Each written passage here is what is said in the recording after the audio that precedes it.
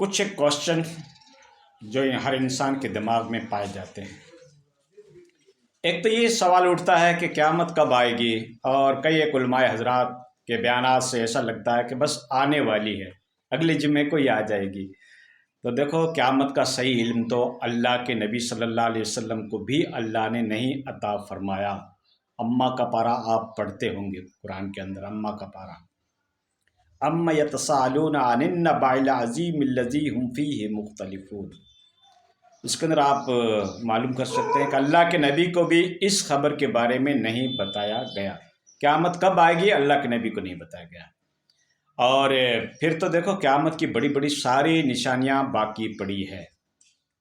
امام مہدی علیہ السلام کا بھی ظہور ہوگا، اور یہ آل رسول میں ہوں گے۔ آپ کا نام بھی محمد ہوگا، آپ کی والدہ اور آپ کے والد کا نام بھی جو اللہ کے نبی کا اسی نام پر ہوگا۔ اور امام مہدی علیہ السلام 6-7 سال تک امامت کریں گے، اور ساری دنیا کے اندر عدل و انصاف پیدا کرنے کی کوشش کریں گے۔ اس کے بعد عیسیٰ علیہ السلام کا آسمان سے نزول ہوگا۔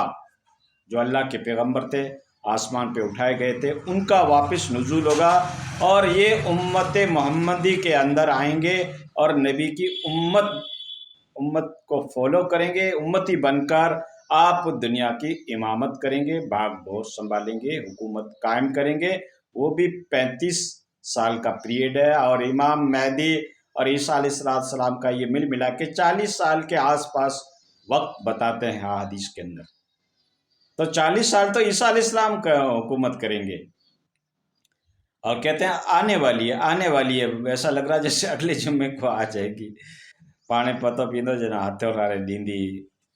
تو دوستو، ایسی بات ہے کہ یاجوج اور ماجوج بھی ہوں گے، دجال کا فتنہ بھی ہوگا، اور دجال کو عیسیٰ مسیح علیہ السلام اس کو قتل بھی کریں گے۔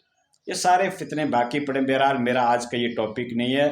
تو قیامت کی کچھ ایک نشانیاں چھوٹی چھوٹی ظاہر ضرور ہونے لگی ہے۔ زلزلے آنا، آفات آنا، اس طریقے کے اولاد ماں باپ کا کہنا نہیں مانتی ہے، عورتیں کپڑا پہنے گی، ننگی نظر آئے گی، ٹھیک ہے، اس طریقے کی چیزیں تو ہمارے سامنے ظاہر ہو رہی ہے، لیکن ابھی قیامت میں آنے میں بہت وقت ہے۔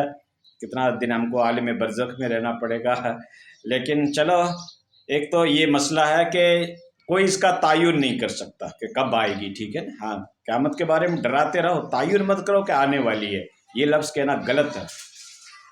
دوسری بات، کافی نوجوانوں کے اندر ایک بات کو لے کر کنفیوز ہیں کہ یہ سوشل میڈیا کا زمانہ ہے، یوٹیوب پہ کئی ایک علماء کرام آتے ہیں، اپنا اوپینین رکھتے ہیں، اپنی اظہار رائے کرتے ہیں، اپنے مسلک کو ثابت کرنے کے لیے کرامتیں بیان کرتے ہیں، کشف بیان کرتے ہیں، اور اس طریقے سے بڑا چڑھا کے اسٹوریاں، داستانیں جو ہمیں بتائی جاتی ہے، جو اسلام کی مین اسٹریم سے ہٹ کر باتیں ہوتی ہے، ٹھیک ہے نا۔ ہاں، اسلام کی مین اسٹریم کیا ہے، اس کے جو بنیادی مسائل کیا ہیں، نماز، روزہ، زکوٰۃ، حج، صدقات، اور اس کے اندر توحید، یہ سب سے مین چیز ہے۔ توحید کس کو کہتے ہیں؟ اللہ کی وحدانیت کو تسلیم کرنا کہ کرنے والی اللہ کی ذات ہے۔ مصیبت اللہ نازل کرتا ہے، اللہ ہی ہٹائے گا۔ تقدیر اللہ لکھتا ہے، اور اللہ ہی تقدیر کو سولو کرے گا۔ اور ساری جو پریشانیاں، جتنے بھی کمپلیکیٹڈ ایشو، جٹل مسائل ہیں، تقدیر ہے، رزق ہے، قسمت ہے، اور اس طریقے سے بیماریاں ہیں، یہ ساری اللہ دیتا ہے، اور اللہ ہی اس کو ہٹائے گا۔ اور اللہ رب العزت کہہ رہا ہے کہ میں تمہاری سہ رگ سے بھی زیادہ قریب ہوں، نحن اقرب الیہ من حبل الورید۔ یہاں یہ جو سہ رگ ہے، اس سے بھی اللہ رب العزت ہمارے نزدیک ہے۔ کئی علماء کرام آپ کو یہ مثالیں دیتے ہیں کہ اللہ تک پہنچنے کے لیے سیڑھیاں لگانی پڑتی ہے، واسطے طلب کرنے پڑتے ہیں۔ ڈائریکٹ ہم اللہ سے تھوڑی مانگ سکتے ہیں، ولیوں کا بیچ میں واسطہ پکڑنا پڑے گا۔ دوستو، ایسا کچھ نہیں ہے۔ حدیث میں کہا گیا ہے، آپ حدیث کو مانتے ہو یا تمہارے اکابرین، تمہارے استاذ، تمہارے وہ کیا کہتے ہیں، بزرگوں کو مانتے ہو؟ حدیث تو یہ کہہ رہی ہے کہ اللہ کہہ رہا ہے کہ جب بندہ میری طرف ایک ہاتھ بڑھتا ہے، میں اس کی طرف 2 ہاتھ بڑھتا ہوں۔ اللہ کہہ رہا ہے یعلم ما فی الصدور، میں تمہارے سینے کے اندر اٹھنے والی دھڑکن سے بھی زیادہ واقف ہوں۔ جو خیالات ابھرتے ہیں، اس سے بھی زیادہ اللہ تعالیٰ وہ جان لیتا ہے کہ بندے کا خیال کیا ہے، سینے کے اندر جو ہم بات چھپائے رکھتے ہیں اللہ اس سے بھی واقف ہے۔ انسان کی تخلیق کس نے کی؟ اللہ نے کی، تو ساری باتیں اللہ رب العزت جانتا ہے، ٹھیک ہے۔ توحید پرست بنو۔ جتنے بھی پیغمبر آئے، آدم نبی نے علیہ السلام سے لے کر ہمارے نبی تک سب نے توحید کا پاٹھ پڑھایا۔ ایک بات یاد رکھنے کی، توحید کس کو کہتے ہیں؟ اللہ وحد اللہ شریک کی بندگی کرنا، جس کو قرآن کہہ رہا ہے ایاک نعبد و ایاک نستعین، اللہ کی عبادت کرو، اللہ سے مدد طلب کرو۔ اے اللہ میں تیری ہی عبادت کرتا ہوں، اے اللہ میں تجھ ہی سے مدد طلب کرتا ہوں۔ کیا مطلب؟ میں کسی کے سامنے نہیں جاؤں گا، پیشانی نہیں ٹیکوں گا، نہیں مانگوں گا۔ اس آیت نے سب کا انکار کر دیا۔ اب اس آیت کو چھوڑ کر آپ کسی بزرگ پرستی کرتے ہو، کسی کے یہاں سجدے کرتے ہو، کسی کے ہاتھ چومتے ہو، کسی کے آگے جھکتے ہو، کسی کے نام پہ بکرے چڑھاتے ہو، کسی کے نام پہ بکرے ذبح کرتے ہو، تو ایاک نعبد و ایاک نستعین کا وائلیشن ہوتا ہے، خلاف ورزی ہوتی ہے، ٹھیک ہے۔ اور دوسری جگہ اور کان کھول کے سن لو، یہ دونوں کان کھول لو، میں آپ کو ایک آیت بتا رہا ہوں۔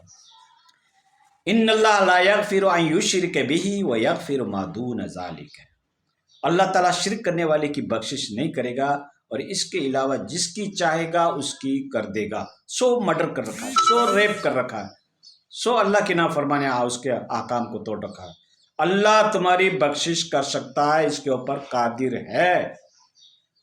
اللہ کی رحمت بہت وسیع ہے، لیکن اگر آپ نے شرک کر دیا، جس طریقے سے ہم اللہ کی بندگی کرتے ہیں، اللہ کے سامنے سلنڈر ہوتے ہیں، سجدہ کرتے ہیں، اللہ سے مانگتے ہیں، ان کو مختار کل سمجھتے ہیں، کرنے دھرنے والی ذات اللہ کی ہے، یہ ہمارا وشواس ہے۔ ٹھیک اس طریقے سے اگر دوسرے سے آپ مانگنا چالو کر دیا، دوسرے کے سامنے سجدہ کرنا چالو کر دیا، اور اللہ کی عبادت کے اندر غیر اللہ کو شریک کر دیا، جو ہمارا عقیدہ ہے اللہ کی بابت، یہ ہم نے اگر دوسروں کے ساتھ کر لیا تو اسی کو شرک کہتے ہیں۔ شرک کی دوسری چڑیا کا نام نہیں ہے، ٹھیک ہے۔ ہاں، اس کو سمجھنے کی کوشش کریں۔ اور یہ تعلیم تمام پیغمبروں نے دی، تمہارے اکابر کو چھوڑو، بزرگوں کو چھوڑو، ٹھیک ہے نا۔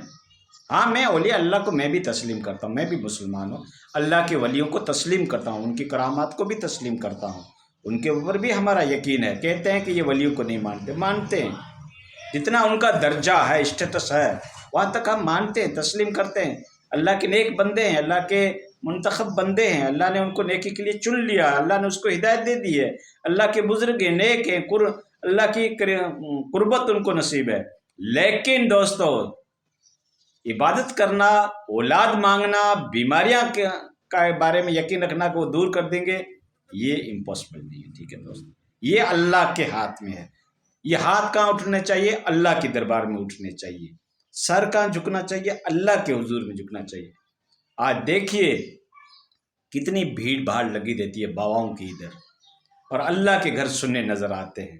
اللہ نے کیا کہا تھا؟